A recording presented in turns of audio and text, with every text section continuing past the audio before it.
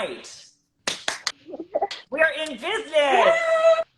Hi, friends. Hi. Oh my goodness. Okay, here we are. Welcome everybody to the Gluten Free Town Hall.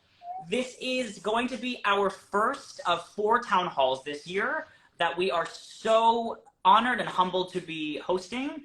I'll kick it off. My name is Matt Weinstein from Glass of Weinstein. I am a dedicated gluten-free cook and content creator. I've been living with celiac disease since 2014. I am openly and unapologetically Jewish and queer, and I'm so excited to be hosting this first gluten-free town hall. I have an amazing, I'm looking at all these faces right here. I have an amazing panel of humans from all different experiences of navigating gluten-free life, whether it's for themselves, whether it's for other people. Before we get started with introductions, I just wanted to talk about what is the Gluten Free Town Hall? Why are we here? I've had this vision of holding a safe space, a forum for gluten-free people to come together to share in our common experience, whether you've had celiac disease for 10 to 20 years, or you've had it for 10 days, whether you are living with EOE, or you just are juggling a lifestyle that is frustrating for you. I wanted a space to come together and talk about those feelings, whether they're great, whether you struggle with your frustrations and need someone to talk to, or I wanted to bring a panel of people together to discuss all those things. I think it's really easy, especially with social media, to only show the glitz and glamour, but we all have those days, and I just wanted to allow us to come together and share about what our experiences are. I am so thrilled to be here. Thank you all for joining. Why don't we do some fun introductions? Jen is here for me. I don't know where she is for everybody else. Jen, do you want to kick it off? Introduce yourself, who you are, what you're about, what your gluten-free experience is. Take it away. Sure. Thank you, Matt. I'm so happy to be a part of this with all of you. Welcome, everybody. My name is Jen Fitzpatrick. My handle is TheNomadicFitz. I am a celiac coach and blogger that's been living with celiac disease since 2009. When I was diagnosed, and unfortunately this is common for many of us, I was just told, just go gluten-free.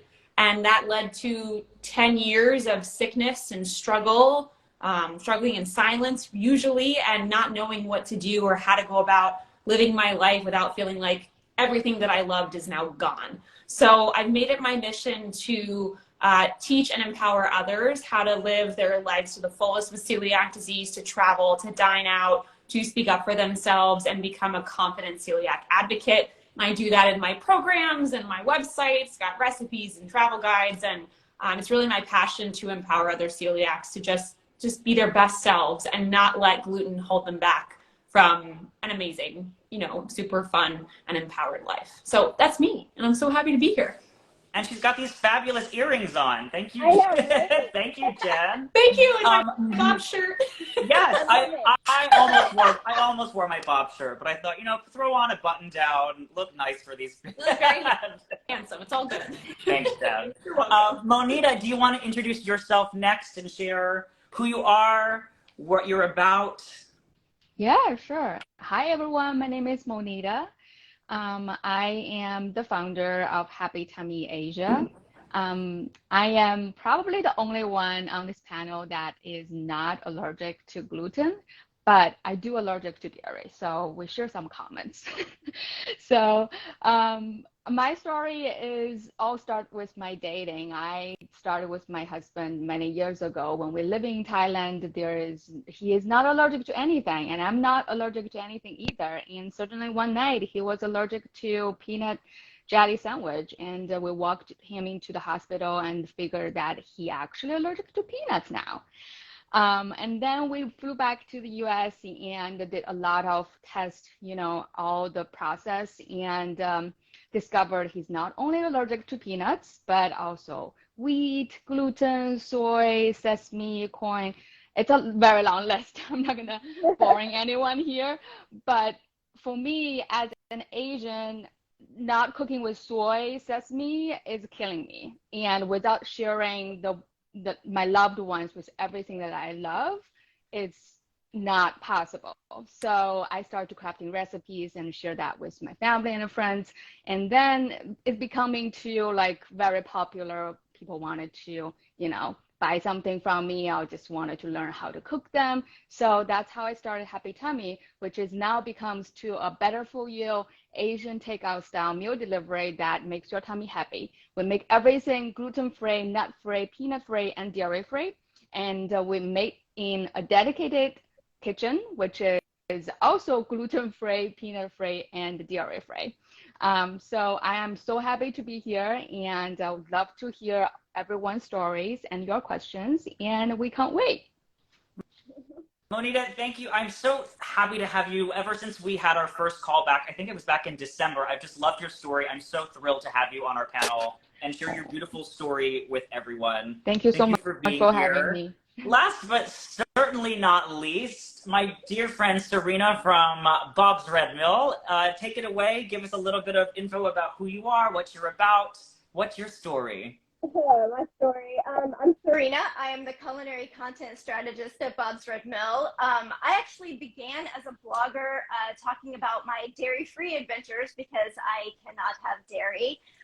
This then evolved into finding out that my husband has celiac, and I still suffered from multiple problems, rashes, things like that, and started doing more eliminations and realized that I have to be gluten-free. I have a gluten allergy, and also soy-free. So I have multiple things that I tried to navigate.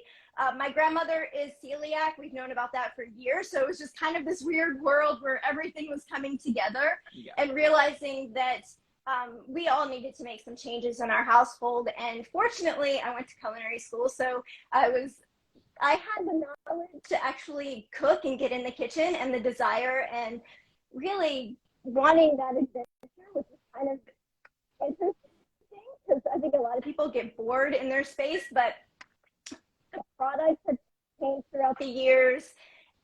It's just been a fun adventure is the best way to say it. I know it sounds weird, but a lot of people get intimidated by being in the kitchen whenever they realize that they can't have certain things, but you start to really realize all the different cultures and products and foods, and they've come so far. When we first went gluten-free, it was like brown rice flour and white rice flour. Yep, so now, and, I mean, I've worked with Bob's Red Mill as an influencer blogger since 2009, so I've been fortunate enough to be on this journey with them as well, to just as products develop and learning more and more about different things that we can use in the kitchen. So yeah, so I'm excited to be here and kind of share my, for lack of a better word, adventure in this life, because it's fun. You just have to embrace it. I love that idea of adventure. I think, to your point, Sarena, I think it is really easy to feel so overwhelmed, especially in the kitchen when you're newly diagnosed and you're given, I mean, Jen's story of go gluten-free, it's so ambiguous. Mm-hmm. So I think knowing that there are amazing creators, and again, that's why I wanted to have this forum, like there are all these amazing people that you can reach out to if you are unsure of where to even start. There are so many more amazing products now than even just 8 or 9 years ago. I think we are really blessed to be gluten-free and living in this point of time where we have so much more access. I think it's something to be super grateful for. Speaking of amazing products, we are really excited because we are doing a live giveaway here at the Gluten Free Town Hall. You can see in Serena's kitchen, we are doing a giveaway of some of our favorite products. We've got our Bob's Red Mill granola, the oat bars, which I am just obsessed with, the to-go cups, the gluten-free one-to-one flour. What else do we have over there? So we've got the... I also added the gluten-free muesli in, so good. With some yogurt in the morning, delicious, wholesome, delightful.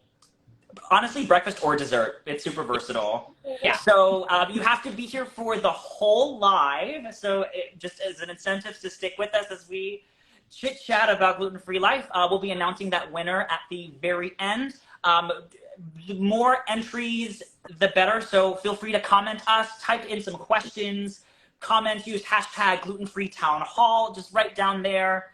And we'll scroll through and we'll select one lucky winner at the end for our live giveaway. Thank you again, everyone, for being here. We're going to roll into our next segment. What does being gluten-free mean to you? If you've been following any of us for the last week, we have been sharing some questions with you that we'll be addressing one at a time and then in a group setting, just bouncing around what does it mean to be gluten-free. Jen, I'm going to start with you. Our first question, how does being gluten-free affect your life? Well, it's so interesting to think about this because I did pose this question on my stories this week and I did get some replies from people. And I would say that the answers were all very similar and very similar to how I'm feeling too. And anybody could really relate to this, is that it changes your life. It changes the way that you interact socially with other people, and it changes your relationship with food. And so often these two things are together. Like a lot of our interactions, our cultural holidays, our celebrations, these tend to involve these two things, other people and food. So this is, I think, where I see that it affects people the most is in social settings. So not only does it change the way, that you interact with others and with food, but it also changes the way that you have to think about food. And this can come with a lot of mental weight that you're often carrying on your shoulders because you're thinking about and you're making so many more additional decisions around food all of the time. So those are the two most common things I would say that I hear from clients that I saw in the responses that I got from what people were saying. And a lot of that was around those social settings, and people often mention as well, they feel a lack of spontaneity and a lack of freedom around food now because so much of what we do has to be planned, has to be thought of in advance. We have to research. There's so many more steps that we have to take in order to do something as simple as go grab dinner with a friend or say yes to a family, holiday gathering or whatever it is. So there's a lot of mental weight that accompanies celiac disease.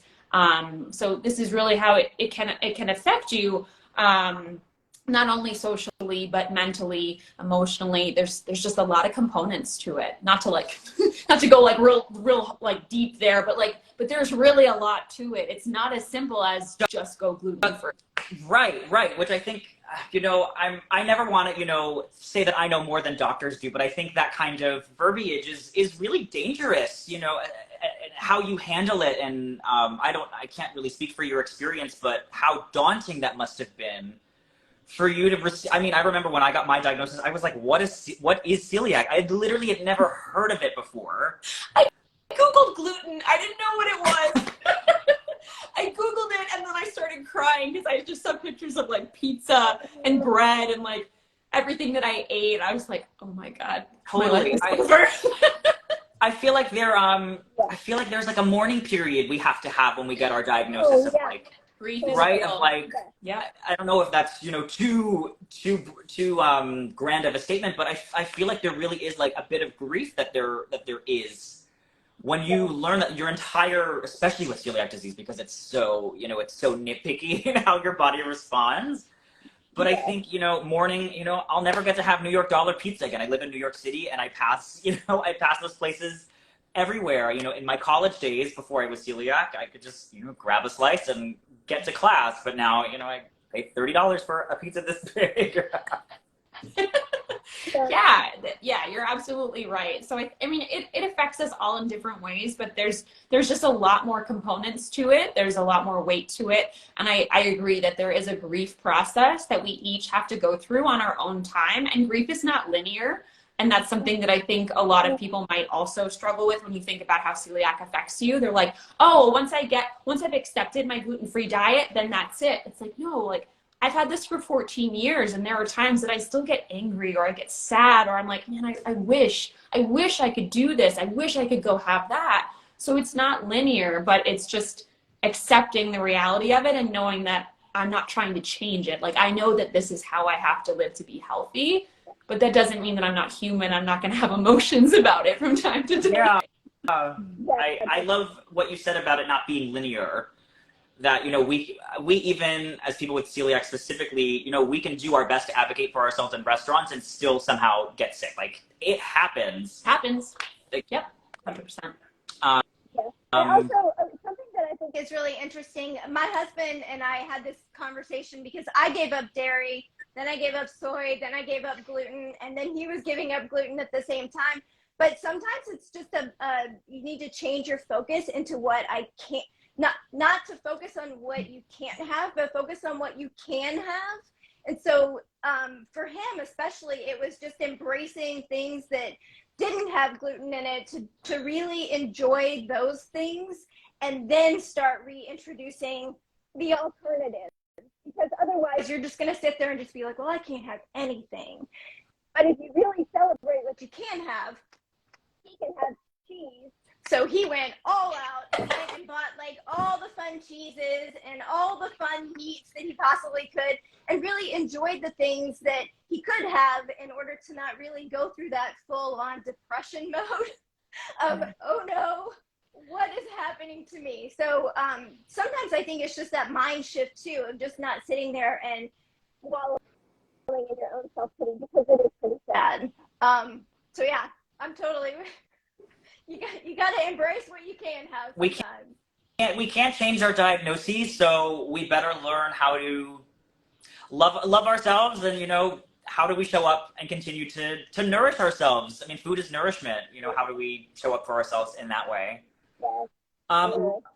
Let's move on to our next question. This one is for Monita. I think this is a great question for you. How does being gluten-free affect your loved ones, being on the other side of the equation here? Yeah, I think it's kind of very similar to our last question. You know, I also posted this question also on our Instagram last week too, and we got some answers like, you know, you watch your loved ones get gluten, and there's nothing you can do. It's like so depressed, you know, and like travel is super hard, you know, especially airport food. You always have to prepare everything. It's really stressful, you know, like, and also like social is so hard. The family dinners, the parties, you wanted to be a part of a lot of things, but it's very hard, you know. And the other part I think is really related with what Jen mentioned earlier, is like the mental, the kind of like a shame about, you know, the allergies. And I see it from my husband too, is like every single time he is, you know, very shy about he couldn't eat this, couldn't eat that in the restaurant, you know, oh, in a family dinner, we need to plan for a restaurant, you know, it's very hard for him to say, you know what, maybe we should choose the other one because they have these options, you know. But I think this is also a part of, it's already a part of your life. It's like what we already mentioned. You have to focus on what you can have, what you can enjoy. And by doing that, you actually, I can see my husband is much more organized, much more prepared in the past few years since he is diagnosed.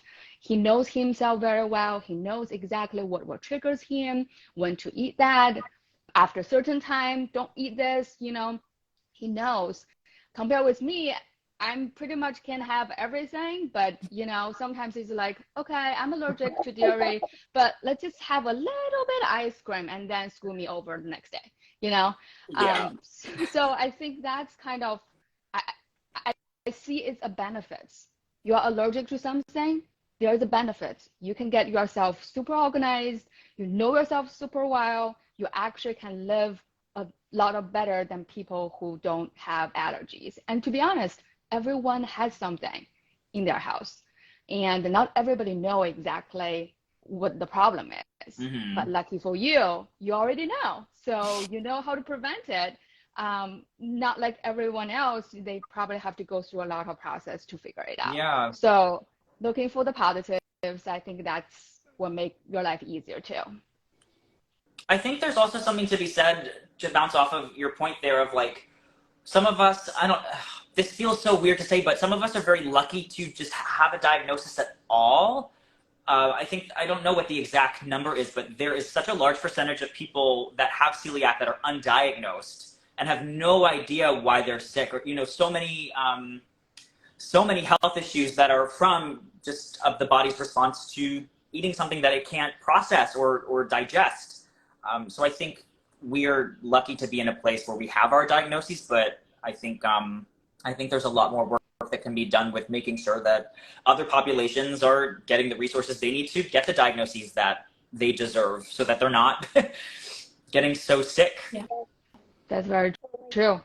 Something that I'm seeing a lot of on this thread, and I find it really interesting, is a lot of people are talking about being alone or the anxiety behind it. And somebody mentioned on here we should have a dietitian on here. Well, the point of this particular town hall is to really bring together community and people that are in it, people that know the feeling, people that have lived it, have walked it and experienced it. A dietitian is great. They have so much information and are definitely helpful. And we highly recommend that if you are suffering and you need help on a medical standpoint, you need to go and see a dietitian or visit your doctor and really talk about these things. But this particular coming together, this town hall, is specific for community and coming together. And that is actually what has gotten me through it. When I started blogging, my husband started the blog for me, put it all together, and he was like, this is a way for you to talk to people. This is a way for you to communicate, to try things out, to play around, to really share your journey, and also to hopefully help others. And it was huge. I mean, it brought me to where I'm at right now, and I'm surrounded by these people, that all of you that are so great and give me the ability to feel good about what I do and feel good about sharing and not being quiet, being loud and saying, you know, I suffer from these things, and I'm not apologetic about it. And yes, people do make you feel shameful about it, and people do crack jokes at you. And it is funny. How many times can I hear, you know, you can't milk an almond? I get it. You can't milk an almond, but it's what I have. It's what I have to use. So don't feel alone. Don't have the anxiety. We're here. If you need us, any of us at any time. I'm on social media for Bob's Red Mill all the time. I'm happy to answer any question about products, about personal experiences, about things that you want to talk about. Jen, I've seen her lives. She does amazing things. She talks about community and respect and being an advocate for yourself, which I think is so beautiful, because people do tend to get scared.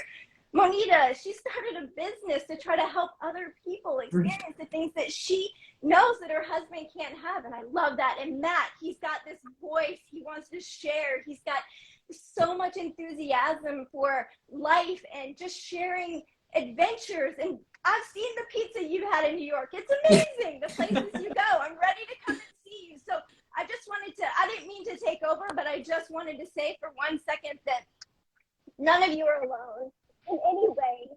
Some of you have family members that have these problems, that you just want to be there for them and help them out and learn more about how to support them. We're all here. You're not alone. Okay, I said my piece. Way to get me off a clamp, Sarena. Jeez Louise. But I'm just looking at all your faces in the comments, and I'm just like, you're not alone. That's the point of this. That's the point. That's why we're all coming together, is because we are there for you. And I realize Bob's Red Mill is a business, but we're employee owned, and everything I say and do because I do care. So these are the important things. Jen, the same way. She has her business, but it's also because she cares. It's Monita, she cares. She's actually has a dedicated kitchen to keep allergens out so that you can enjoy this amazing food that you can't prepare at home. And Matt, I love you too. Just a big sap fest over here. I love it. Absolutely. I know. But that's what community is. That's what it is for me. It's just coming together and talking about all of these things that we do have issues with. And I know, you know, okay, I said that. Sarena, I love that. I really love the fact that you just like went off on a community tangent in the best, most loving, heartfelt way. Yeah. And it's truly wonderful. And the last thing I'll say before, I know we have other questions to get to, that's why I started my support group, because I knew that when I was first diagnosed, all I wanted was other people where I could fit in. and who would understand me. And that's why I have my online support group. That's why I created it in the first place, so that people don't feel alone. So there's so many resources available, not only for me, but everybody here on this live. So please reach out if you are feeling alone and know that you're not. We're right there with you. Jen has, again, Jen is over here for me. Jen has amazing resources. If you want to check out her page, she's always posting about how you can advocate for yourself and be like a warrior for your own needs. Jen, you know I love you. I know. Ah! I know. Get it together. I want everyone on here to know that, like, we feel the same way about all of you, and you are our people. You're the ones that we want to connect with too, and that's the important part. That really is to me. Tribe. I think this is the perfect segue to the next question, which is, what are the best parts of being gluten-free? My responses that I got for this one were a little mixed, actually. But the main thing that sort of we were just talking about just now is we get all this. We get an amazing community. I think ultimately we get peace of mind. I think the best part of finally getting my diagnosis was learning how to take care of my body and listening and trusting my gut, literally trusting my gut. I think, living a gluten-free life is so daunting at first, but knowing how to show up and sorry, I'm emotional. I think the best part is that I can exhale. You know, I think about, the 20-year-old version of myself that was so sick and had no idea what was going on and how scary that was. I think we can all identify with that, what it means to be afraid and not having the answers. So I think the best part of being gluten-free for me is knowing that I have peace of mind, that I know exactly what my body needs, what my body doesn't need. Obviously, there's the hurdles, like Jen was saying, there's the hurdles we have to jump through, and that it's not a linear journey, but knowing that I can be assured in myself is, I think, a huge victory. And then to have this community of amazing people that I have found through creating my page and my platform with Glass of Weinstein. It's weird, I've only met Monita in person, but I've had endless calls with Jen, endless calls with Sarena at this point. And I've gotten an amazing group of humans that I'm like, I'm having a frustrating day. What did you do for this recipe? And they can say like, oh, did you try this? Should we be like, did you try baking powder? I'm like, no, I didn't try baking powder. Let me throw that in there. We've had this conversation. We've had this. But the great word that you use there is I get. So it's not that you're missing out. It's that opportunity. It's that opportunity to actually meet more people, to share and experiences with people. Because a lot of times I think you'll walk by someone and never even get the opportunity to know them. But I feel like social media, especially in this realm, gives us that opportunity to reach out, meet people that share the experiences. So I get to is a great way to look at it. I agree. We can segue into, I feel like this is an easy one at this point. Jen, what are the hardest parts of being gluten-free? Well, where should I start, Matt? I know, that was going to be a good one. No fast food, no spontaneity. I mean, I believe that it is possible to still be spontaneous. Totally. It's just that everything with life, when you have celiac or a food allergy, whatever it is, it's not that things are impossible. It's just that they're going to look different. They're going to be different. They might take more work. They might take more steps to access them. So I will say, though, that in the most common responses that I got were lack of freedom, lack of spontaneity, being uncomfortable in social settings, the jokes, oh, are you doing that to lose weight? Especially if you have celiac disease, which of course we all know that that's not what this is. The only treatment for celiac disease is a gluten-free diet. There is no cure. So, going out to restaurants, taking a trip, like there's so many things that are now just a lot more complicated for us than they might not be for someone that doesn't have any dietary restrictions and doesn't have to think for a second about where they want to eat. They just pick a restaurant in their head and they're like, let's go there. What's that like? Yeah, what's it like to not have to look up the menu before you go somewhere? I don't know what that's like. I don't either. I'm constantly, always online looking through it. And then one thing that I will segue into that too is do not be afraid to call the restaurants or to email them. I will email restaurants a lot because it seems as though I will get someone that actually has a little bit more information and knows a little bit more, and I'm not afraid to do it anymore. At first, you're kind of like, okay, I'll just pack my snacks, order a salad, and top it with Hope for the best that I'm bringing in my bag, right? And then also another thing about just going out to eat is make sure that sometimes things are not labeled on menus. So I'm very specific. No croutons, no cheese, no bacon. I don't care if it's not on the menu. I will go through the entire list of please do not put this, this, this, and this. And I don't eat the salad dressing because nobody knows what's in the salad dressing. I'm the girl that puts mustard on everything. Same. Oil and vinegar. I just asked for olive oil and vinegar. You just asked Cool. I'm that girl. They're like, really? Just mustard? I'm like, yellow mustard. Bring it. That's all I am team mustard. I'm here for that. Jen, I think as you were talking, I remembered, I feel like fairly recently I was at an event, it was, you know, a cocktail bar with bar food. And I remember thinking, oh my God, I am so hungry. I don't know how many times everyone has had that experience where you are in a situation where, you know, I ate beforehand, but, you know, I've had a few drinks and I'm there for a few hours and all of a sudden I am hungry. And I'm thinking like, what? It's 10 o'clock on a Thursday. How am I going to be fed? Am I just waiting till I get home? I risk it and just try the Taco Bell on the corner? Don't do it. It's not worth it. Yeah, I've done it. It's not good. Don't do it.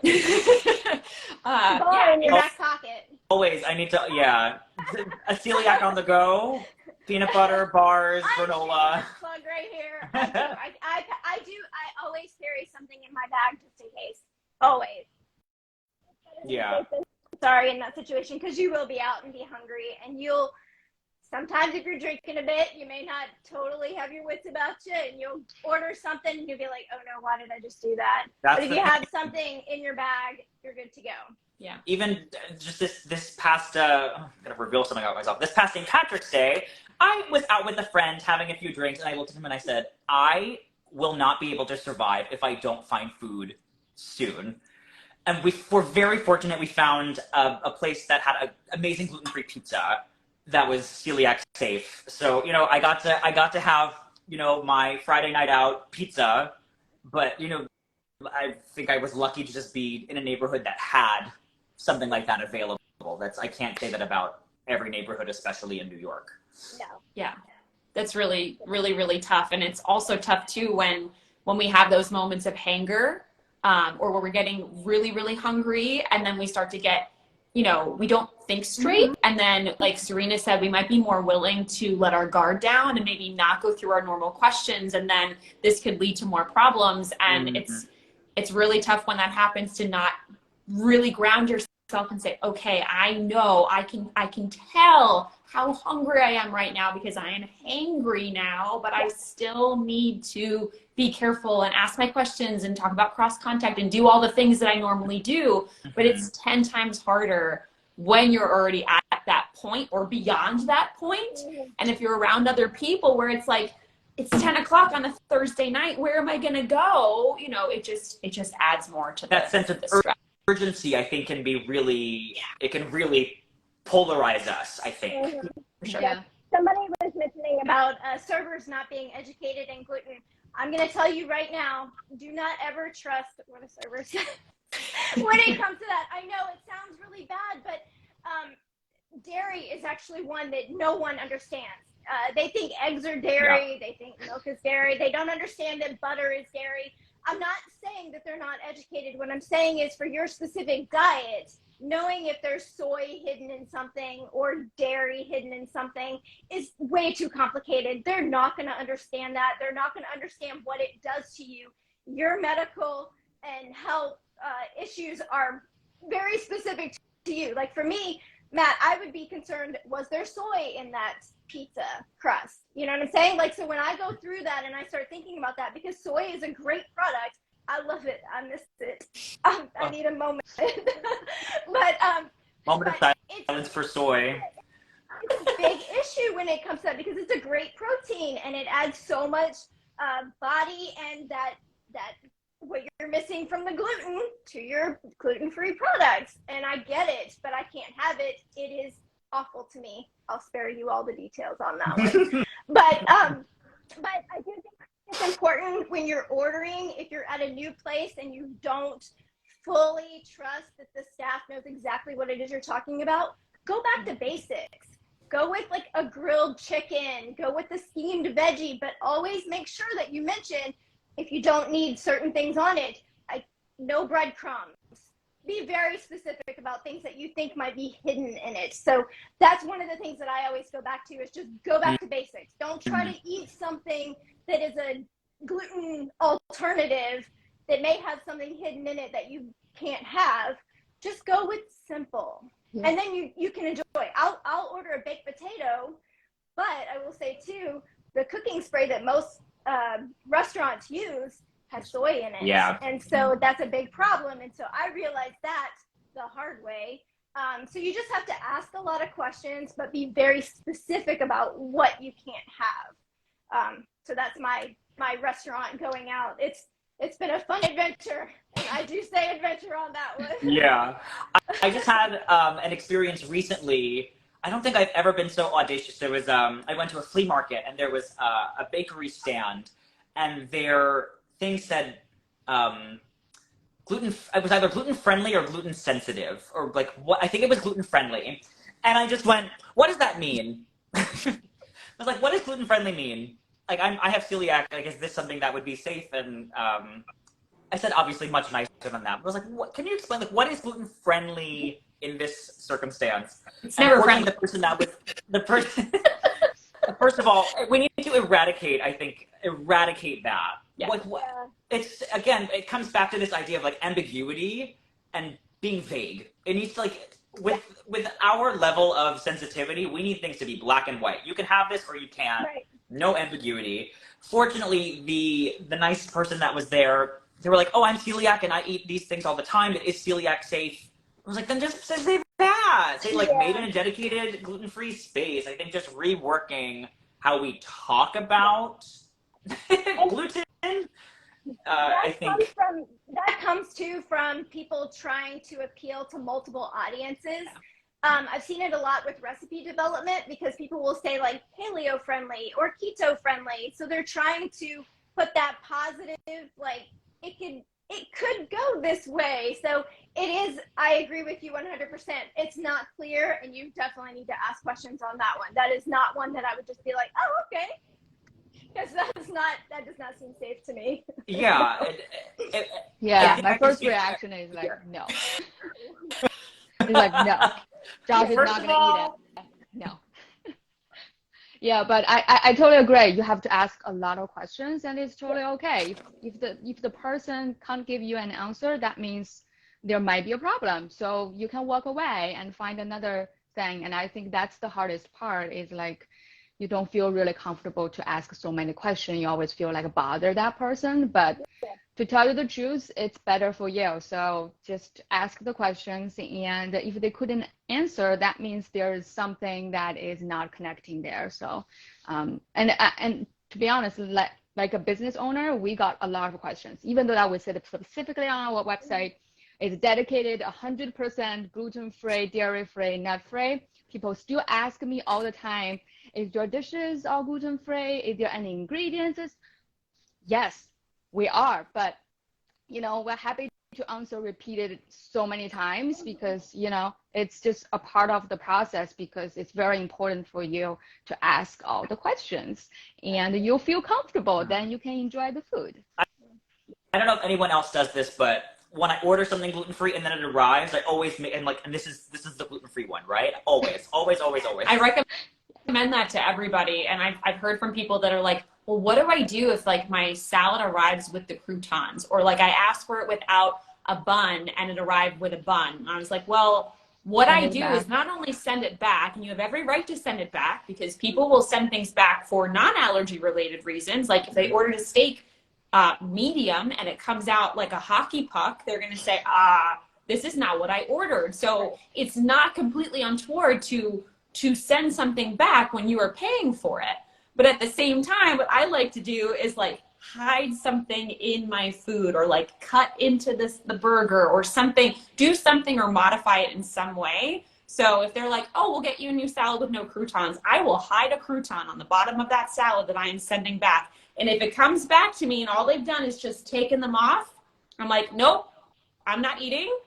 I'm going to just play it safe, and I'm going to have a conversation with the manager about what is going on here, because this is not okay. Right. But not everybody is comfortable doing that. And I would say when I was first diagnosed, the thought of sending something back would have terrified me. I'd be like, oh, no. I just won't eat, or no, I won't do that. And it was so much people pleasing that I really had to do a lot of inner work around to understand and not only accept that my needs are worthy of being cared for. I'm not a bother or being annoying by just asking for a safe meal. And my friend who's a dietitian said, it is not unreasonable.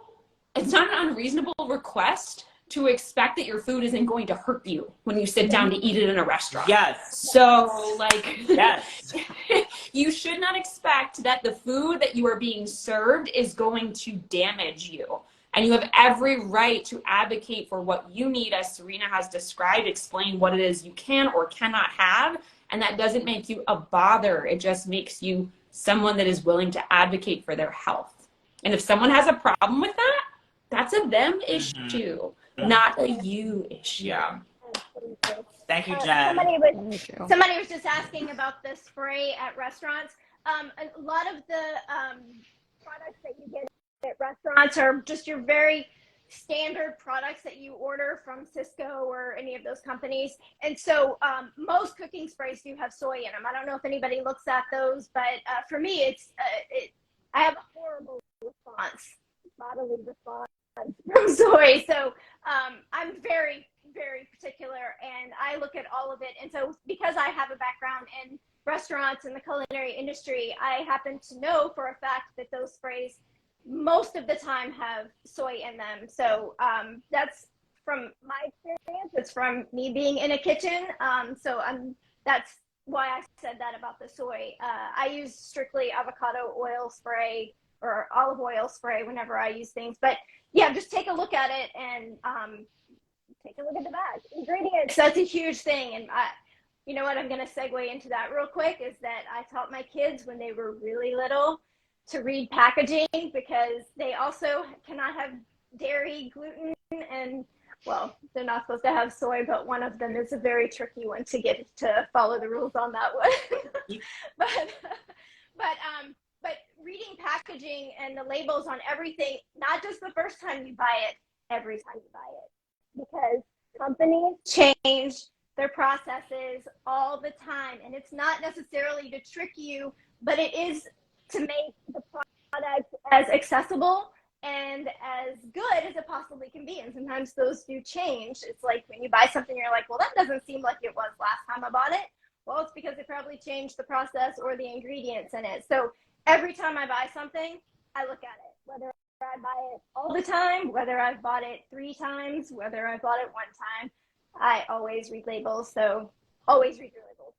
Yeah, I think the reading label is like so important. I remember last year, I don't know if you guys know that, like for FDA, they don't have to label like barley to contains gluten, because for the label, right, wheat is the only thing that they have to label. So there is a ice cream brand that we really like, and they do like gluten-free other ice cream, and that particular ice cream contains barley inside. And we just randomly scan them, and you always have like a contains gluten or blah, blah, blah. They don't have anything. And we thought it's like safe, but actually you have to really, really read very carefully. So I don't understand how companies can get away with that. That just is like very clearly not a gluten-free thing. And some of it too has to do with the amount of space on a package. I mean, there's a lot of those things, and what the FDA does require, there's a lot that goes into packaging and how things come together, what's on the package versus what's not on the package. So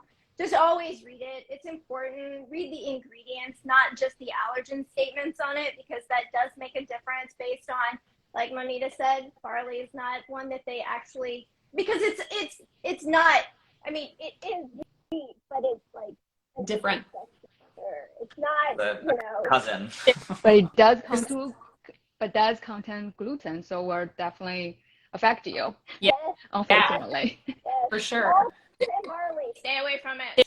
Stay away. But stay away from it. Please. There's someone that was actually in one of my courses in my celiac travel course. Her name is Marissa, and she's incredible. She's on this live right now, and she kindly said, European laws make you label all gluten. We need the U.S. to get on board. What are we here for? Yeah, who do we need to write to? How do we work up that chain to make this even safer for our community? Writing to, I know the Celiac Disease Foundation is doing a lot of advocacy around this in helping get this new labeling act being pushed through Congress. So you can contact your representatives, you can email them, and you can actually reach out to them about this labeling act, which is going to include barley and rye as the allergens on the labels, as Monita was describing. So if anyone here is like really wanting to really do something and feel like more empowered around the fact that you're helping not only yourself but others in the gluten-free community, that's always available to you. Write to your Congress people about a lot of things, but we won't go there. That's going to be a discussion for another day. Let's segue into, I think this is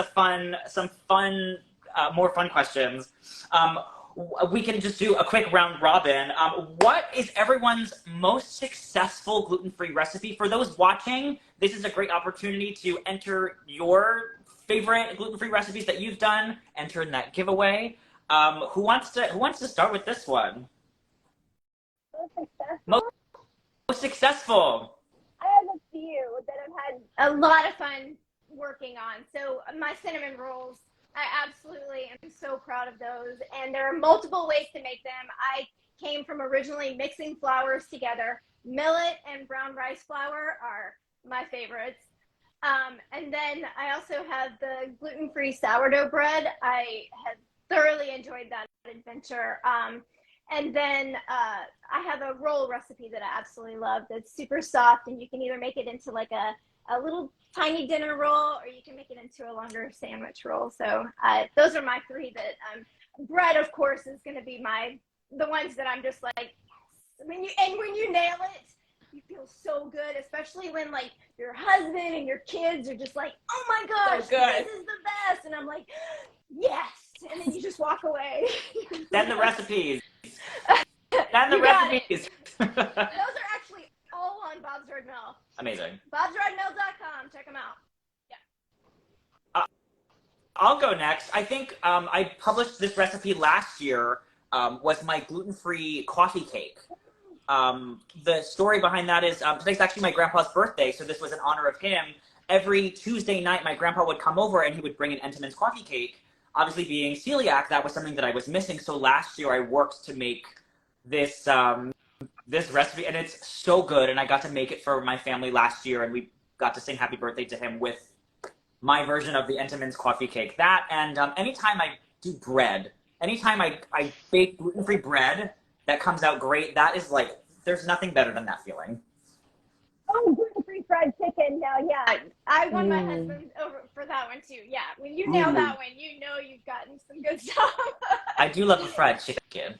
That's one of my clients, Jeannie. She's such a good baker, and that's her husband's fried chicken. We've heard really good things about it in my support group. I really need to make it. Thank you, Jeannie. Yes. Salivating. That sounds so yum. Hey, Jeannie, you gotta share. Yeah. Monita, do you want to go? I mean, Yeah, sure. Yeah, I mean, for me, it's probably all my Asian food, but specifically probably dumplings. I grew up in a family that has to have dumpling every single week. Not because we only love dumplings, but also like, it's such a family activity that everybody can be a part of it, and you can have a lot of discussions, a lot of laughs. So, so when I was a little girl, my job is literally, so this is very funny. It's like my family had a very small home. The kitchen is really small, so my dad has to do the doughs in the kitchen, and my mom would make all the wraps and like wrap them in the living room. Like my job literally is just moving the wrappers from my dad to my mom so she can wrap the dumplings. So I've been doing that for like 10 years. And then one day my dad was like, okay, you're ready for the next step. I'm going to teach you how to roll the wrappers. And then that's another few years. And then, okay, I have no idea actually wrappers is the hardest one. And then the third one is actually making a dough. The easiest thing is actually wrap the dumplings. I always thought like wrapping dumplings is the hardest one. So anyway, when my husband was gluten-free, my dad was like, there's no way you can make it gluten-free. There's no way. If you don't have gluten, how are you going to stretch?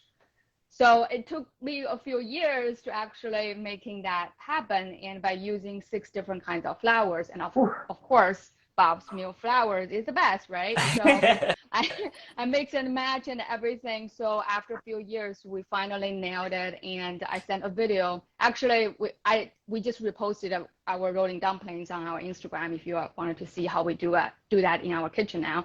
My dad was like, oh my God, this is so good, so amazing. So I got like that approved, like actually it's a good dumpling. That approved. Yeah, it's huge. Also, anybody, you've got to go check out Happy Tummy Asian. Oh my goodness, those dumplings look so perfect. And I'm so sad that I don't live closer to you. And if I ever get in that area, we'll be there. Ordering. When you come to visit, we're just going to order. Yeah, we're sending away. Gorgeous. The General Tso, it's so good. It's just can't root for you. I'm like, yes. Please. We're actually working on some shipping options. We're still testing things around, but we'll definitely keep fingers crossed so we can share our food with more of you, for sure. You're gonna need a bigger kitchen. Probably. Yeah. All right, we gotta power through the next few things. Matt, can I share mine? Oh, sorry. Oh my God! I'm sorry. I got overzealous. I'm sorry. It's okay. I was like, I'll just go last. Sorry, Jen. Go ahead. It's okay. It's okay. I'm like, well, I have some really good ones. I would say that, like, for me, pastry and baking has been my favorite thing to make recipe-wise. It's really happened a lot during COVID, during the pandemic lockdown in 2020, when I got back from backpacking around the world for 6 months and I was like travel focused, that I suddenly had to shift to just recipes because no one was going anywhere. So I decided to bring in a lot of my inspiration from being a Spanish teacher for 8 years and to the countries that I had traveled to create recipes that I had seen my students always bringing in and sharing with me in the form of pastelitos or empanadas, and they would always be like, Miss Fitz, do you want some? Do you want some? And I'm like, I can't. I'm sorry. It looks so good, but I can't have any. So I decided to make my own empanadas, and I was thrilled by how they came out, that the recipe went viral at the start of 2020 and was shared like 15,000 times. And I was like, oh, they must be good. They must be good if everyone's like, these are really good. I'm like, okay. They're not authentic, but they're my travel-inspired version of something that makes me happy, and and being able to share that with other people. I've shared it with non-gluten-free people, gluten-free people, and people are like, these are really flaky and good. So I love my empanadas recipe. That's on my website, TheNomadicFitzpatricks.com. I've also successfully made croissants and bagels gluten-free. So pastry and bagels and any type of like anything like baking and pastry based has just been really fun. And I even wrote a little ebook using Bob's Red Mill 1-to-1 flour as one of the flours I recommended for it back in 2021. But yeah, I love to bake. Baking is like my go-to. Cooking I love, but baking and the science behind it is really fun. Especially with like gluten-free baking. I call it mad science. It is mad science. It's 110%. But anyway, those are mine. Thank you. Thanks, Jen. Sorry for cutting you off, honey. Okay, it's okay. The last today? Huh? I said, was Jen even here today? What, Jen? No, Jen, you're back. Still here. The last question we have, we can make this a quick round robin. The opposite. Let's talk about it. What have been our least successful recipes? fly over, the ones that we actually like literally throw out the back window, which actually happens at my house, are my bug muffins. The bug muffins. So when I first started talking to Matt and he was having a hard day, and I was like, let me tell you a story, Matt. And for me, this was one of those realizations that I knew things don't always work out, but things sometimes just really don't work out. But I made these really amazing, beautifully domed buckwheat muffins, and they smelled so good. Like, I was just so excited because I love bran muffins. Back in the day, I could eat the heck out of a bran muffin. I'm that weird person that likes all the weird, like, give me all the bran people food. Yeah. So I made these muffins and they were gorgeous, and my husband and kids took a big old bite out of it, and they were like, did you put bugs in this muffin? And I was like, wait a minute, what? Literally, the thing tasted like they had ground up bugs and put it in the muffins. And so we then enjoyed throwing them up the hillside, out the back door, because they were so disgusting. They were so gross. But it happens. It does happen. And it's part of the adventure. You know what? There have been many fails. It's okay. It happens to all of us. I actually, real quick before we go around, I'm going to address one of the questions that Jen got that she sent over to us, is that recipes are developed based on where we live, our atmosphere, our world. They're not all going to work everywhere. It's sad, but true. Altitude and humidity. These three live on the East Coast. I used to live on the East Coast. I won't lie. Some of my older recipes that I made on the East Coast don't work exactly the same here.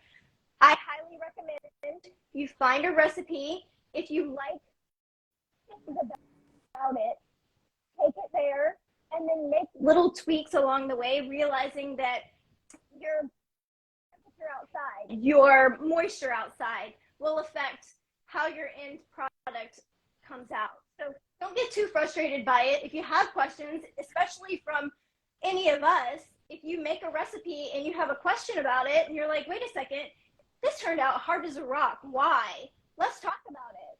Let's actually communicate. And I can ask a lot of questions. Matt sent me that picture for that bread, and I was like, you know what, Matt? Talk to me. Give me the texture. Tell me what ingredients were in it. He was taking pictures, sending me pictures. I was asking him kind of like what the texture of the crumb was. And I think about things that way. And so sometimes I can help you out if you have a problem with a recipe, and we can kind of go from there. Somebody asked about recipes that were dairy, gluten, and egg-free, realizing that if you take a recipe that has gluten in it, dairy in it, and eggs in it, and you try to make it all three of those things, it's not going to work out the same. Not going to be the same. It's The sad. science It's is so unfortunate. different. The science is different, but also something that I realized too is sometimes when I use an egg replacer, my products, my baked goods need a little bit more oomph to them. So you add a little extra baking powder, a little vinegar to it, and it just activates everything and just kind of like gives it a little bit more body. So that's, for me, it was the bug muffins, and don't get frustrated by it. It happens. And don't get frustrated by recipes. Reach out to the person that you've made their recipe to. They are there to help you. They're putting it out there because they want to be part of your community, and they want to be part of your adventure in going gluten-free or dairy-free or egg-free, whatever it is for you. So don't be afraid. Talk to people, and don't trash recipes just because they don't work out for you, because it's real. It is real. Because I've tried many recipes and they don't work out exactly well for me too. But that's not the creator's fault as much as sometimes it's I've changed a couple of things here, or I'm using different products. Also, side note, all rice flours are not the same. All almond flours are not the same. So if you're having problems, you might want to check with the creator of the recipe to find out what brands they use, because I support finding what works for you, but one-to-one flour versus another Different. one-to-one flour is completely different. So make sure you find what works for you, and make sure you're using the same ingredients that the creator used. 100%, Sarena. Like everything that you just said is exactly what I have in my FAQ page on my website, because I have over 100 recipes on my website. And I specifically say, if you have trouble, leave a comment. Let me know what happened. I will try to offer suggestions for you. I'm not in the kitchen with you, I'm not there baking with you, but I can try to help you troubleshoot because I genuinely want you to enjoy this. I don't want you to waste your time or your money. You know, I want you to actually sit down and be like, wow, this is so, so good. So it's, you know, it's the exact same thing that you had just said, Sarena. It's reach out, and if you're, be kind, like just be kind. This person has put this recipe out there in the interwebs for you for free. It costs you nothing, and it's right there for you. So if you have all this information and you're struggling, just reach out. Most of the time, the creator or the food blogger is more than willing to help you and to sort, you know, to sort through what's going on. Yeah.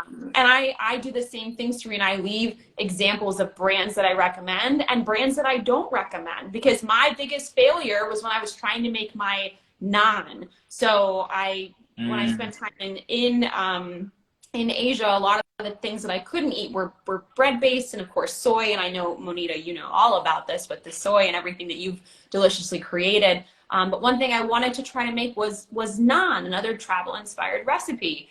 And I tried making it with a different gluten-free one-to-one flour. And it was a crumbly, it looked like sand. It looked like I was making a sand castle on my kitchen counter. No. And I was so embarrassed by it that I was like, I'm taking a picture of this and I'm going to share it because this is hashtag bug muffin status. It was, I love that the bug muffins live. It was, get it trending. It was awful. Like, I couldn't even put the dough together to even make one of the flatbreads, whereas I made it with Bob's. Great texture, came out awesome with the one-to-one. I used other flours and it was fine. But the one that I had tried, it just did not work. And I couldn't even, the dough wouldn't even stay together. Like I said, it was like sand. So I was like, okay, what have we learned today, Jen? And you just have to laugh. You just have to laugh and realize that everybody has these bug muffin days. Yeah. I think it's important to like exhale, shake it off. We're only human.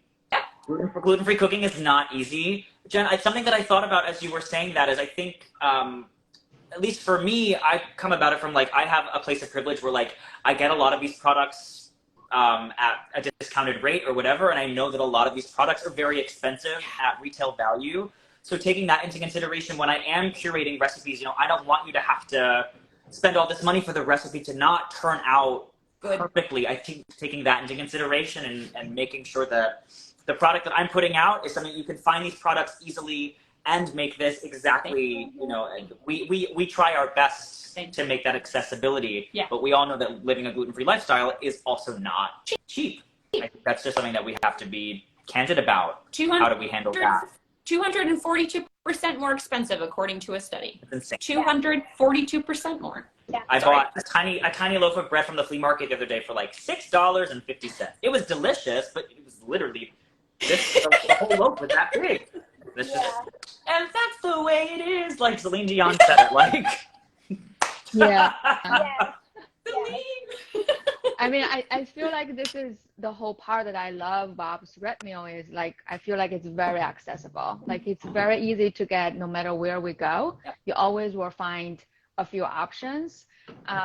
But it's also, you need to be careful about what you actually pick. Like what Sarena said is like white flours, actually like white rice flours have different types. Like sometimes this one doesn't work, you know, like even Bob's like all-purpose gluten-free flour is completely different compared with one-to-one, right? So yeah, it's like it's not gonna work if you wanted to make, you know, certain things. And I think for me it's like I was trying to make the traditional Asian bun, you know, like the fluffy like bun, you know, because that's one of my dad's favorite, and he cannot eat, like he cannot live with one, and he diagnosed with diabetes. And the first most important thing that the doctor said is you have to stop eating buns and noodles because it's very, very bad for your situation. I'm not saying to all diabetes people, but it's just for him. So I was trying to like recreating that, and I forgot what kind of flour that I use, but it's end up like solely a rock, like a round rock. Like I can't bite it, I can't like break it. It's like just like it's a disaster. I have to throw it out. but it happens. It happens to me all the time. Like all my old recipes for Happy Tummy, it takes years for me. Like when I first created at home, serving size is like two or three. Now I'm doing hundreds and thousands. The cooking method is different. The ingredients that we have to change, you always have to be involved and changing because of whatever you needed. But it's a process. Like I throw out a lot of things. I'll reusing them just because I don't want to get wasted. But you know, it happens to everyone, even in restaurant, even in food service. You know. Completely. I think that's what makes it so beautifully human of us, is like like Sarena has gone to culinary school. Like we all have really amazing experience, but we all still, like, good chefs have bad cooks. Like that is just, that's the way it is, you know? Give yourself grace. It's real. Grace is the best word. I love it. I know you do. Allow it to happen. Just let it wash over you and regroup and then come back at it. Which is a large reason why I say when you're going for a new recipe, try to find one that's specific with the flours that they're using and then go with those flours, because trying to alternate between those, Monita, to your point, the gluten-free all-purpose flour was Bob's first blend, which is fantastic, but it's like a bread flour. It has no binder in it. It's perfect for yeasted breads. Yeah. Not so. I mean, it does work in other applications. I happen to like it. It's a chickpea flour-based product, and I get made fun of. I get made fun of because it's my favorite.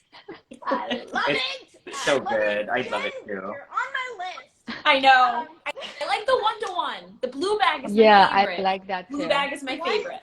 The one-to-one flour is specifically designed to change out your regular all-purpose flour. Yep. In your quick breads, muffins, cookies, pies, cakes, any of that stuff. Easy, no additional things needed. Mm-hmm. So yeah. It always works for me. I can always count on it. Yeah, I love that flour. I know I work for Bob's, but I'm also a massive fan. I've been, playing with their flour since 2009, and I've seen them evolve. So it's been really interesting and fun to be able to adventure through their products, really, and just learning how to use different flours in general. So yeah. We can pivot into just real quick. I called this section "Words of Empowerment: Building a Better Community." We've been tossing around these buzzwords, and I just wanted to have a moment, sort of at the end, to just kind of regroup. What have we talked about? Like, what are the big things that stand out? Jen, the word that I have for you is advocacy. I don't know if we want to talk about each word, if we just want to just punch them out. I mean, I can say like something quick about it, but I think that's really what it comes down to with any dietary restriction, whether it's celiac disease or something else that you have to avoid. Like, you have to become your own best advocate, because while there are others that will help you and can help you if you ask, it's okay to ask for help. That's part of being an advocate as well. But really, it's when this happens to us, it really is a chance for us to not only accept the fact that, okay, this is how I have to eat now, but also accept the fact that our needs are worthy of being shared. And it's okay to be a strong advocate for your health. It doesn't make you rude. It doesn't make you a bother. It doesn't make you a burden. It just makes you stronger. And each time you speak up for yourself, the more self-confidence you have, and the more you realize, okay, I can do this. I am able to do this. And the more that you connect with others like you, that's how you also build that advocacy as well. I get to. I love that point. I get to. Sarena, your word. This is your word. Community, baby. Community. I love it. I won't lie. When I first started on social media, I fought it. I didn't want it. Like, what was I gonna do with social media? But now that I've moved into working, especially with Bob's Red Mill, it's actually one of my favorite things, because it really, really can bring you together with people all over the world in all walks of life that have different stories, different fears, different failures, different successes. And I love celebrating all of those with you, because when we talk together, when we work together, when we share the good, the bad, the ugly, the bug muffins, all of it, and when we're real, when we talk to each other, it really gives you that safe space. It gives you a place where you can say, okay, I got this product and it wasn't what I thought it was going to be. Talk to me. What were you looking for? Why was it not what you wanted? What failed about it? What do you need from me? Because I'm happy to help. And I think knowing that there are people out there that want to help, that want to talk, they want to share, they care, makes you feel less alone. You don't have the anxieties as much anymore. I love to travel and I'm looking to do more of it. I found Jen through Matt, and now I'm like, okay, hold up, Jen, I want to know all about all this. And I mean, like, I could sit for hours and talk to Jen. Monita, I use coconut aminos, and I want to know more about like how to use those properly. I want to know how to make the gluten-free dumplings. I want to know more, and I want to experience. So now I know when I go to where Monita is and she sells her food, I have a place I can go and adventure to. So think of it as a way of connecting with people so that you have a bigger world. You have more places you can go, more people to talk to. I'm going to go to the East Coast hopefully soon because I have to go get my car that we had left on the East Coast. But I'm going to meet up with Jen and we're going to actually adventure through some things. And I'm excited about that because it gives me that excitement. It gives me that opportunity, gives me the opportunity to adventure, to share, and community is where it's all at. That's a perfect segue to my word, which is connection. I think it's very similar to your points. I mean, say what you want about social media. I think it has its good things and its bad things. But I think for me, especially in this platform, when I started Glass of Weinstein almost 3 years ago, in 2020, however long ago it was, being able to connect with other gluten-free people for the first time, really. Mm-hmm. I think we've talked about this, that like a lot of people feel like there's a lot of solitude that they have to carry around with them in their diagnosis, but knowing that there are literally hundreds, if not thousands, of bloggers and creators, and I mean, I'm looking at this panel like friends that I have now, who I can text and be like, I'm having a hard day, this isn't working, and knowing that they have been through it, that there is a commonality to our experience, and just being able to even just say, hi, do you want to come to this gluten-free place for dinner with me? Having that kind of connection and support. Support is the next word, so I'll throw it down. Monita's down here for me. Yeah. Monita can take it away with support and what that word means for us.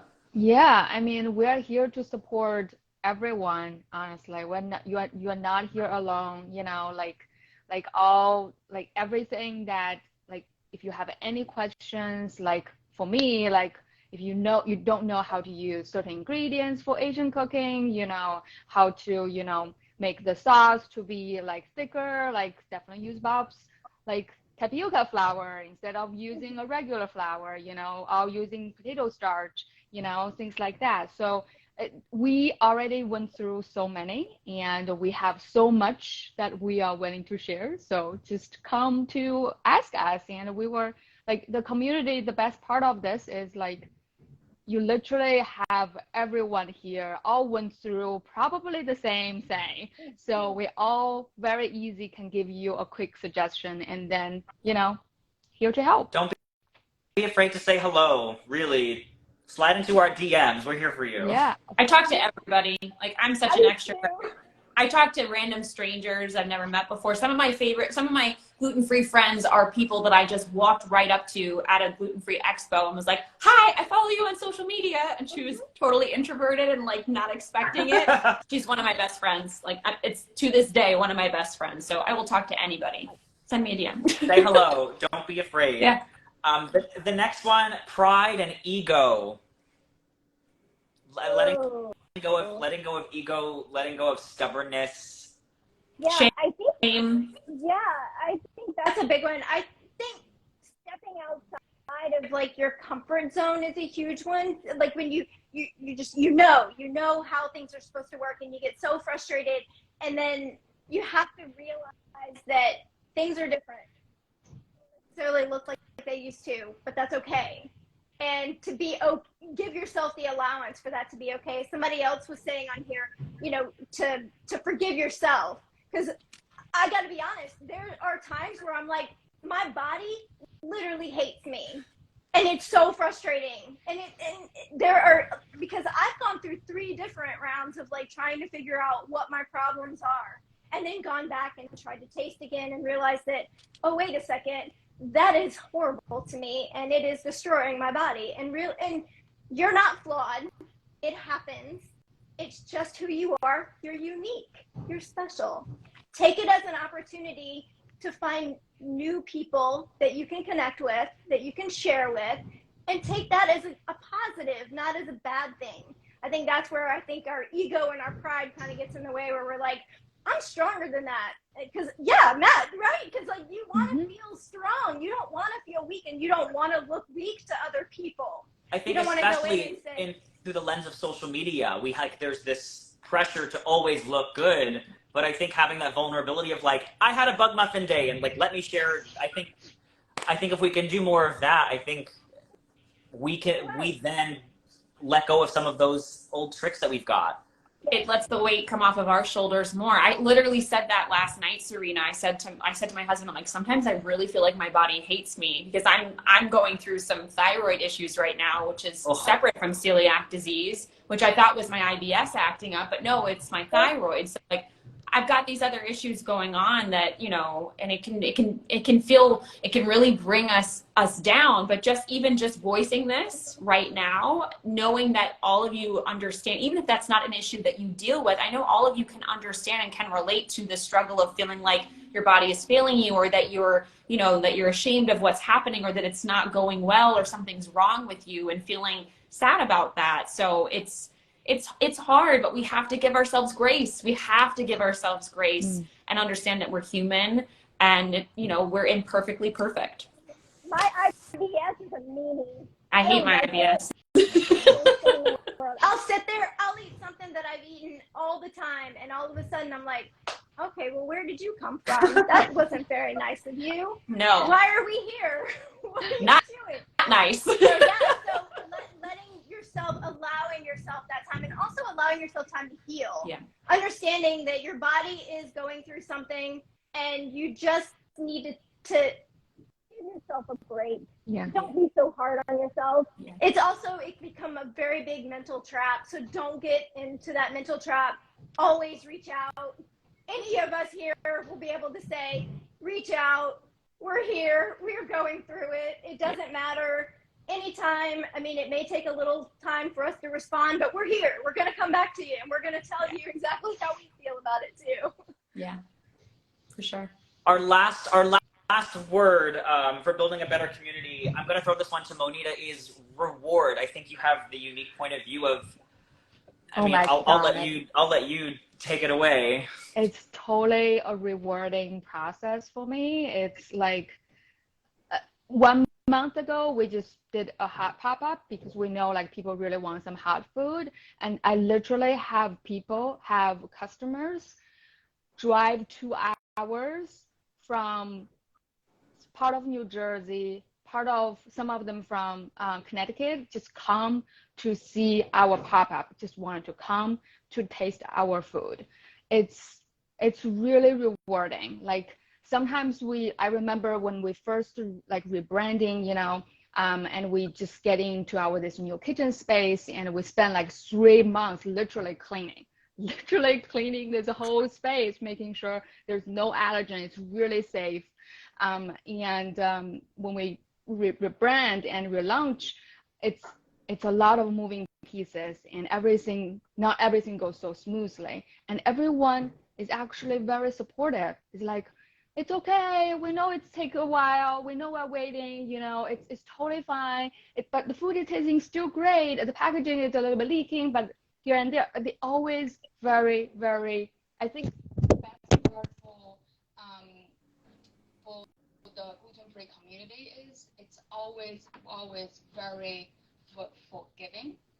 They always like it's just so nice. It's just so rewarding for me to continue to have this journey, and I just can't wait, continue to grow it bigger, to share more food with more people.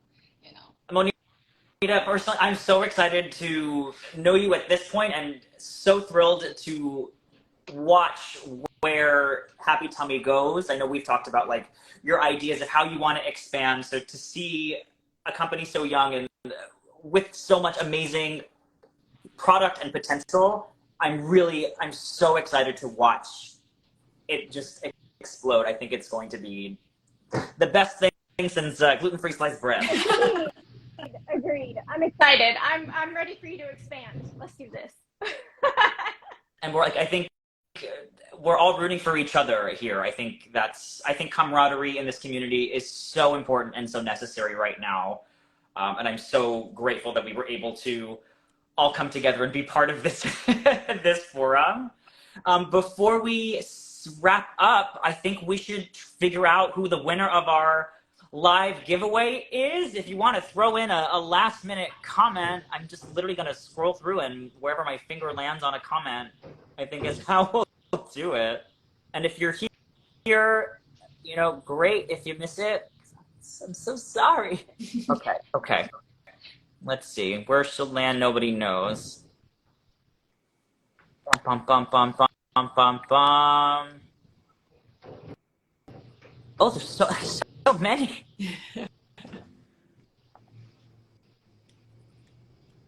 Sorry, it's almost almost overwhelming.